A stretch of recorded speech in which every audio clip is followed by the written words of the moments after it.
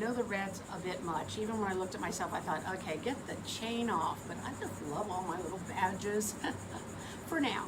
So, welcome back to Surrender Your Junior God Badge. This is the second installment. It's chapter 2, and the theme is that the fear that actually is what's fueling our control. And some of you are like, well, I don't think I'm that fearful. I know I'm controlling. Well, we'll just look at that. And what's interesting is anxiety and fear, you look them up and they have a little bit of a difference, but they have so much similarity.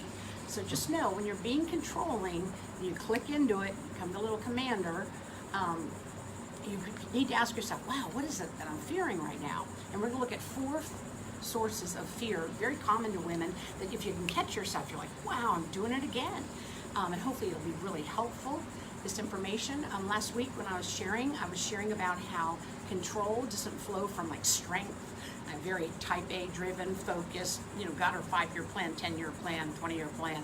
The other day I was saying something about Christmas and someone said, Jackie, it's September. What are you doing thinking about Christmas? I'm like, I'm always a little ahead of the game.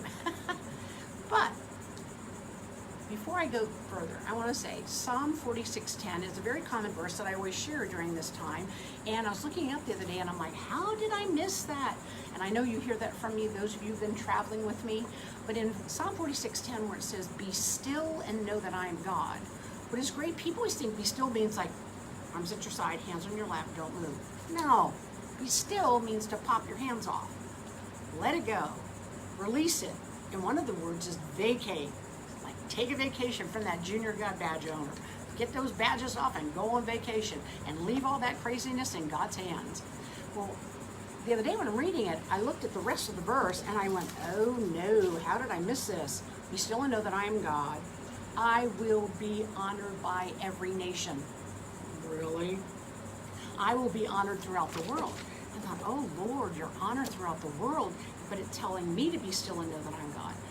Well, when all of a sudden I realized, wow, when I don't trust Him, when I'm trying to be the little fixer rather than by faith, pop my hands up, give the concern to God, turn it over, pop your hands off, take it off, and put it up.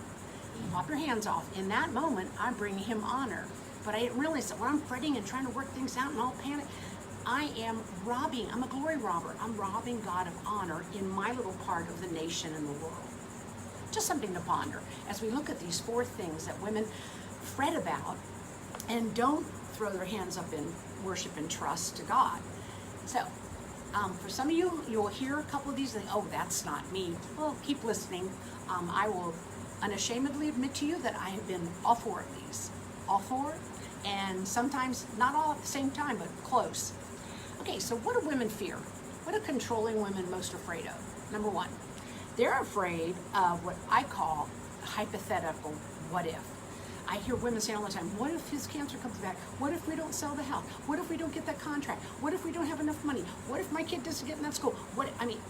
Their conversation is always in what if, and everything can be different about it, but it doesn't matter. It's what if, what if, what if. This constant anxious what if. Well, Jesus spoke very closely, very clearly to that. When He said in Matthew 6:34, take no thought for tomorrow, for sufficient today is the evil thereof. Well, what's interesting about taking thought for tomorrow, going tomorrow, when you do something hypothetical, like what if tomorrow this doesn't happen by tomorrow? What if by Friday? Wait, when you go to tomorrow, you exit where grace is. God's grace is sufficient, 2 Corinthians 12, verse 9 and 10. But wait, where is it sufficient? Grace-drenched moments are reality, not illusion and worry and running ahead, trying to run ahead. Okay, so when I'm in a what if, I exit grace. No wonder I'm so anxious. What if this happens and what if this happens? No wonder I'm in such a graceless moment because I've gone where grace is not. So by faith again, what do? Pop your hands off it. You give it to God. You get off that phone call, you get off that box, or get off that FaceTime, or get off that social media and just say, I'm giving it to you, God. I'm popping my hands off. I'm vacating. In fact, I'm taking a vacation. Kind of a heavy thought, and I'm just going to throw it out there because some of you are mature enough to handle what I'm going to tell you. When Jesus said, take no thought for tomorrow, do you know that He had to do that? Now, Jesus was perfect. He was completely God and completely man. And one of His choices is not to think about tomorrow. And you're like, what are you talking about? Do you realize that when He was 12 and He went for the first time up to celebrate the Passover with His family? Family heads home and they can't find him, and they're like, oh, he's back in the temple talking to all the learned wise men. Well, what's interesting is when you go up to Jerusalem from where he lived in Galilee, you have to go along, major roads. Everybody walks them, all the pilgrims go up it. But what's alongside those roads? Well, Rome's in charge. What's along the road? Crucified criminals all along the road. So here's a 12-year-old walking along, completely God, completely man, and looks up, sees a crucified person. Now, he knows that's what he came to do, to die for us. But in that moment, he had to stay focused on what he was supposed to do. Find those wise men, talk to them in the temple. When was he allowed to look at it? In the Garden of Gethsemane, it actually said in his grief he was anxious. He didn't sin, but there was anxiousness, and he sweat because he got to see it and look at what was real.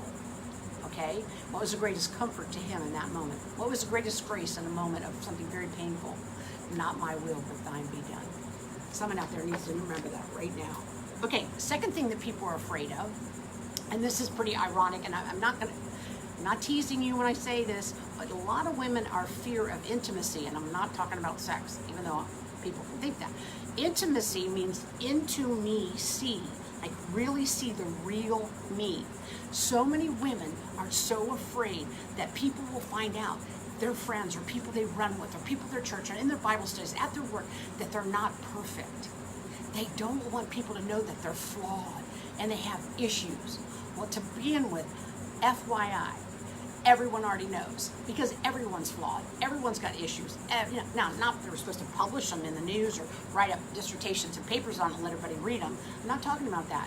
But the problem is people are so afraid someone will find out that I'm not perfect. And I always say to people, guess what? They already know. They already know. It's ironic. I don't know how we got to this place where we think for a minute, but a woman in ministry said to me, one of her favorite things about me is that I was always so transparent, so honest, so real. She said, you're not one of those polished pretenders. And I'm like, what? She said, people in the church, they're all polished pretenders. They're all look full when they're really empty. Look good when they're hiding all their pain and struggles and their issues. Now, that might not be you. How fabulous. Excellent.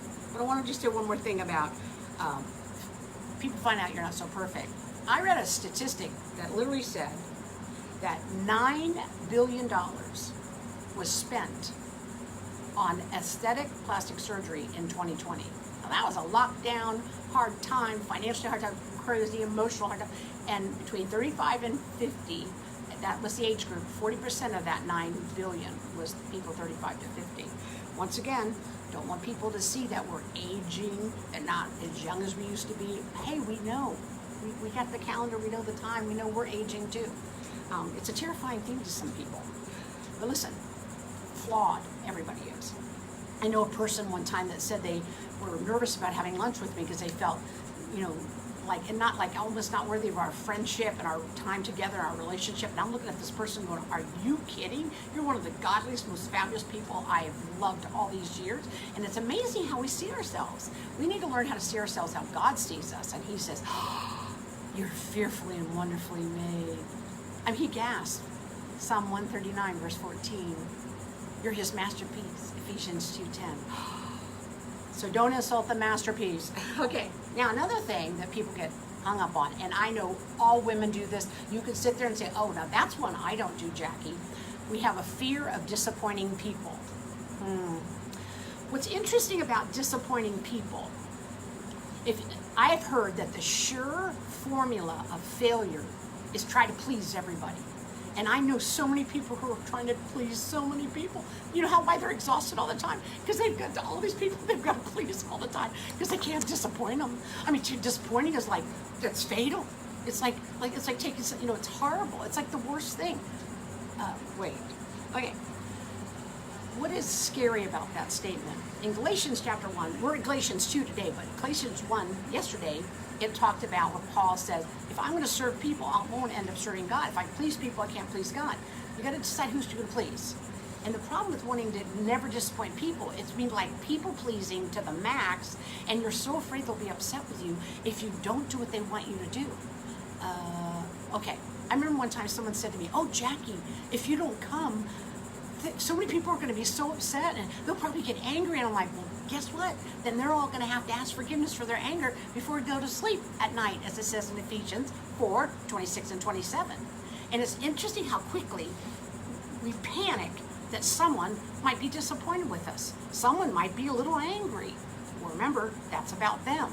That's not about you. That shows them. Don't make it about you. Remember, you're into pleasing who? God first. All right, now, today in our reading, I totally missed it. I've not been feeling good today. And I was laid down for a few minutes, and I was talking to the Lord, Lord, I know you're, Yahweh Rapha. I know you can heal me. I know you can sustain me. I know you're enough in this moment. And literally, as I was saying all that, I thought about what I had read, and it's like, you missed something. I heard this phrase, you missed something. So I literally get my phone out, go back to Galatians 2, and I find this phrase. In Galatians 2, you have to read it later, Paul actually has to confront Peter for being a hypocrite. And some of you are like, what? And it literally refers to Peter in chapter 2 as being the pillars, one of the pillars, Peter, James, and John, meaning leaders in Jerusalem. And Paul had just been down there visiting them, had come back to Antioch. Peter comes up later, and he's meeting all these Gentiles that have come to Christ, and he's greeting them and eating with them. He's just being very grace-filled, not legalistic. Then it says in Ephesians 2, then some of the friends of James, Peter, James, and John, James, the brother of Jesus, some of his friends showed up. And immediately Peter's like, it says he drew back and didn't eat with the Gentiles anymore, didn't eat with those what are called unclean. I find it interesting that Peter, one of the lead pillars of the church at that time, also, who had been given a revelation in Acts 10 about don't call unclean what God has cleansed, he already knows all this. And yet, these friends of James, he didn't want them going back and saying, Peter was eating lunch with Gentiles? So Peter, filled with the Spirit, preached on Pentecost, 3,000 saved, then a couple days later, 5,000 more. Okay, is afraid about what someone would say about him. Watch it. Disappointing people. Listen, less than perfect. Hello. So Peter is struggling with both those. He's a man. Just something to ponder. I caught that today. I thought, oh Lord, forgive me when I have worried about what people think. Because when I worry about what people think, I'm saying I care about people and what they think more than God. I need to care about what God thinks. And I know you all do too. Yay, you're doing great. I never realized that what idolatry, people-pleasing was. I used to think, I'm so insecure, so I'm worried about what people think, and I need their approval because I was raised in a home where things were so hard. I never got the approval of my dad, on and on and on. Listen, those are all real. But when you come to Jesus, he says to you, girlfriend, you're a fearfully and wonderfully made. You're my masterpiece. And what I've started in you, I'm going to finish. Be affirmed by Papa God. Silencing all those accusations and things that make us so insecure, that make us tap dance when we don't want to tap dance. When someone says, well, you need to dance. Well, I don't want to dance. It's so interesting. I call it Christian blackmail. I know people don't like that phrase, but I think there's some Christian blackmail going on.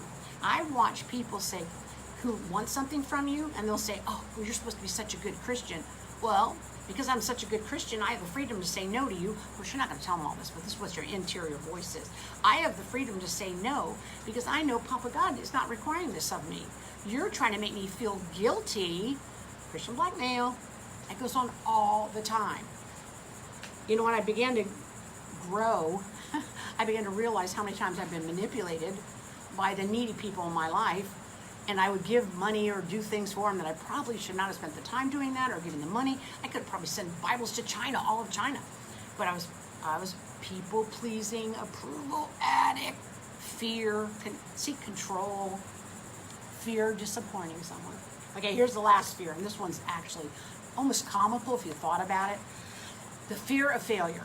These are the people who what we call that, I heard a man say it about himself the other night, it's paralysis of analysis. They so overanalyze things to make sure they've done the right thing. They're so afraid of doing something wrong. They're terrified because to do something wrong is fatal. I was watching a documentary last night about the Mets. And one of the great ball players is being criticized by a father. And I'm like, hey, did your father ever play at the level that you have? You worry about what he says? And I thought, no, we all worry about what our parents say and our friends say and our siblings say. Let's stick to what Papa says and what Papa thinks. So the fear of failure is directly related to what? Think about it. Pride. Why would you be shocked that you failed? You're a sinner. You're saved by grace, but you're a sinner. I remember the first time my daughter said, hey, Mom, I'm sorry. I know you love Emma, but she's still a sinner that I'm raising. And I'm like, well, I'm not that much of a sinner. So, you know how God feels about failure? His relationship with David, calling him a man after my own heart, is the perfect example. You know what God thinks about failure? Expects it. He forgives it. And he uses it. And David, though flawed, is referred to a man after God's own heart. Because when David failed, instead of run to friends and try to justify themselves or run to someone to make them feel good about themselves, they go to God. And he, a loving Father, cleanses us from all unrighteousness, 1 John 1:9. There's a scripture in 1 Samuel 12, 20 and 21, where Samuel says, yes, what you did was wrong, but don't turn away from the Lord now that you've done something wrong. See, what happens when we do something wrong, we feel shame, and shame causes us to withdraw and turn away, like I'm going back to that church, I'm going back to the Bible study, rather than turn towards God, who is the advocate. He is your defense attorney. 1 John 2:1, you doubt it for a minute. He's never shocked. Like Madame Guyon wrote, if a person is shocked when they sin, when they've done something wrong, they have just revealed how proud they are. Because what do you mean? You thought you were breathing. You know, my mentor, who's in heaven's balcony right now, she used to always say, child, you're one step off stupid every minute. And I'm thinking, I know people don't like that word, stupid, but I used to think, that is so true. I'm one step away from making a dumb mistake. But by God's grace, it's only by grace. And it's by grace that we're forgiven when we do make a dumb mistake. Let me just show you one more thing that's quite terrifying. When you fear people's judgment, that they'll see you as failure, they'll find out that you're not flawed, if you worry about disappointing them, what you've done is your fear is like standing guard in front of this castle. And inside the castle is your idol. And all these people are your idol. Because you're more worried about them than God. You're more worried about your husband being disappointed than God. You're more worried about one of your children being disappointed than God. And I'm constantly going to check my heart. Who in this moment am I more afraid of? God, a good, healthy fear, or people I love? Now, some of you are like, well, no, but of course you want to please people you love. Of course you want to not disappoint them. I agree, of course not. I'm a psycho person in that area. But what I've learned that no is not an assault. No is, I have a right to say, I'd love to, sweetheart, but I can't. You know, I remember the first time I said that to somebody that I always say yes to. Somebody just learn to say, oh, I'd love to, sweetheart, but I can't. They said, practice that line. I drive my car. I love to, sweetheart, but I can't. And even when I said it, I felt horrible because it made me feel like a failure. I let them down. But what God showed me is I made an idol. I let people's joy be contingent upon my pulse. I let other people's joy be contingent upon my tap dancing and doing everything to please them and doing everything they want. So what did I do? I made them an idol. And you know, it's ironic. We read in the scriptures about not putting, idols, don't put idols before God. Well, we make people idols. They determine our joy. If someone in your life, we're going to talk about this a little bit more next week. If someone in your life can ruin your day, who is that? Regarding the castle again, that's our idol. Now, you can be sad and disappointed with people and things that they choose, and when they pull them away from God or they make choices that are not the wisest. You can be sad about that. You're allowed to grieve that. But to run in and try to fix it and cover it over and be terrified that, there's a flaw there. Hey, we all know we're flawed. We all know we're not perfect. He wants to know what we fear the most. He wants us to tremble about Yahweh Sabaoth. It's a fabulous passage I found. It's what we're reading in Isaiah 8, and it talked about who do you really fear? Yahweh Sabaoth. And it says, make him a place in your life. David could run towards Goliath because he feared Yahweh Sabaoth more than he feared Goliath. Whereas the whole army of Israel and Saul trembling, and David's running. So what makes me tremble? Disappointing someone? Them finding out I'm not perfect, doing something that wasn't perfect. Is that my focus? Or am I focused on Yahweh Sabaoth, the Lord of the Mass Army? So next week, we're going to start looking at, we're going to look at like 4 consecutive weeks of women who are Wonder Women. They could make cartoons out of them, movies, action flicks on these people. Next week, we're going to look at a wannabe omnipresent. When a woman tries to be omnipresent like God. It's hilarious. So we'll look at that next week, and I'll have scriptures to validate. I didn't just make this stuff up. But in the meantime, stop wearing yourself out by saying yes to everybody, trying to please everybody. Think about Papa. Just say, Papa, do you want me to do this? If he says no, have the courage to say, I'd love to, but I can't. And then trust God with their response. Once again, if they get angry, guess who that's about? Them, not you. See y'all next week. Bye.